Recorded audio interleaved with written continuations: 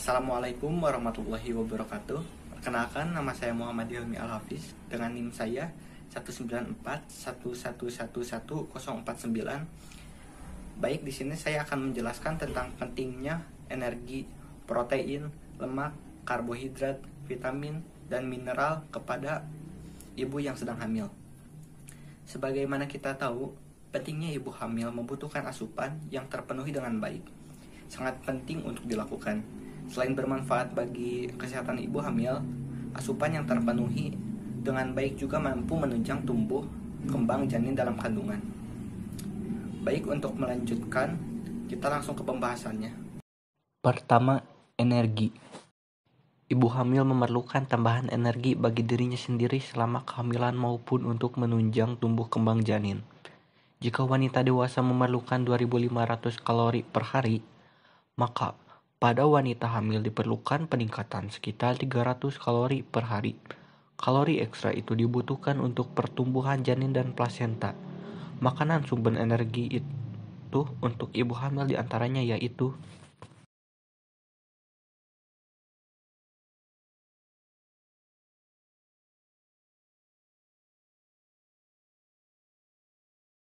kedua, protein.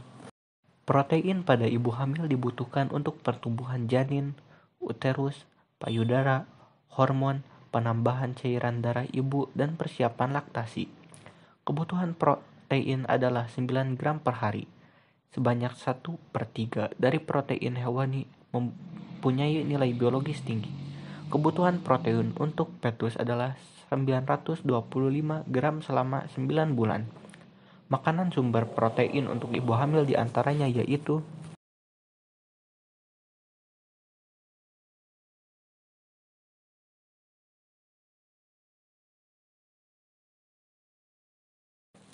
ketiga, lemak. Sebagian besar dari 500 gram lemak tubuh janin ditimbun antara minggu 35 sampai 40 kehamilan. Pada stadium awal, kehamilan tidak ada lemak yang ditimbun kecuali lipid esensial dan fosfolid. Untuk pertumbuhan susunan saraf pusat dan dinding sel saraf, sampai pertengahan kehamilan hanya sekitar 0,5% lemak dalam tubuh janin. Setelah itu jumlahnya meningkat, mencapai 7,8% pada minggu ke-34 dan 16% sebelum lahir. Makanan sumber lemak untuk ibu hamil diantaranya yaitu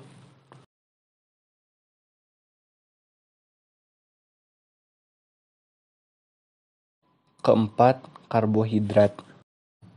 Metabolisme karbohidrat ibu hamil sangat kompleks karena terdapat kecenderungan peningkatan ekskresi dekstron dalam urin.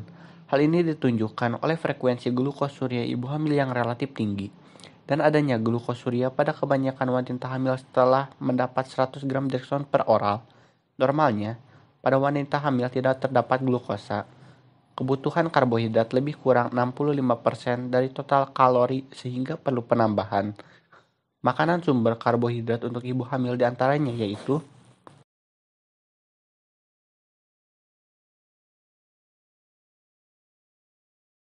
yang kelima, vitamin. Vitamin E berfungsi sebagai antioksidan yang dapat melindungi tubuh dari radikal bebas yang dapat menyebabkan kerusakan kromosom atau jaringan sel bayi, terutama paling rawan terjadi pada tahap-tahap awal kehamilan. Vitamin E dapat ditemukan pada gandum, sayur hijau, biji-bijian, kedelai, minyak biji kapas, dan minyak jagung. Vitamin A. Kebutuhan ibu hamil akan vitamin A harus dipenuhi yaitu sekitar 500 ESI. Kekurangan vitamin A selama kehamilan dapat menyebabkan bayi prematur dan perlambatan pertumbuhan janin serta rendahnya berat badan bayi saat dilahirkan. Dampak negatif kekurangan vitamin A dapat dicegah dengan mengonsumsi hati, susu, ikan laut, sayuran, dan buah berwarna hijau atau kuning. Vitamin B1. Kekurangan vitamin B1 akan meningkatkan jumlah kasus kelahiran sebelum waktunya dan gangguan perkembangan janin. Vitamin B1 bisa dipenuhi kebutuhannya dengan mengonsumsi biji-bijian, kacang-kacangan, padi-padian, dan daging. Keenam, mineral. Ibu hamil dan menyusui membutuhkan asupan lebih banyak. Kebutuhan yang lebih besar ini diperlukan untuk mendukung gizi anak. Kebutuhan air putih untuk ibu mencapai 2,5 liter per hari. Kebutuhan air itu diperlukan untuk mencukupi produksi air ketuban yang melindungi bayi di dalam janin. Karena air ketuban itu berasal dari urin bayi yang didapatkan dari nutrisi yang cukup agar produksi air ketuban itu mencukupi. Ibu hamil mesti mengonsumsi lebih banyak air. Baik, untuk kesimpulannya yaitu makanan dengan gizi seimbang dapat diperoleh dari karbohidrat dan lemak sebagai sumber zat tenaga, protein sebagai sumber zat pembangun, serta di vitamin dan mineral sebagai zat pengantar. Sebagai sumber tenaga yang menghasilkan kalori, karbohidrat dapat diperoleh dari serealia, umbi-umbian, sementara protein, sumber zat pembangun dapat diperoleh dari daging, ikan, telur, kacang-kacangan, dan sebagai sumber zat pengatur vitamin dan mineral dapat diperoleh dari buah-buahan dan sayur-sayuran. Dan jika gizi itu terpenuhi dapat mendukung perkembangan otak, sistem daya tahan tubuh, dan pertumbuhan janin sejak dalam kandungan agar tetap optimal. Sekian, mungkin itu saja yang bisa saya sampaikan. Kurang lebihnya mohon maaf. Wabillahi taufiq wal hidayah. Wassalamualaikum warahmatullahi wabarakatuh.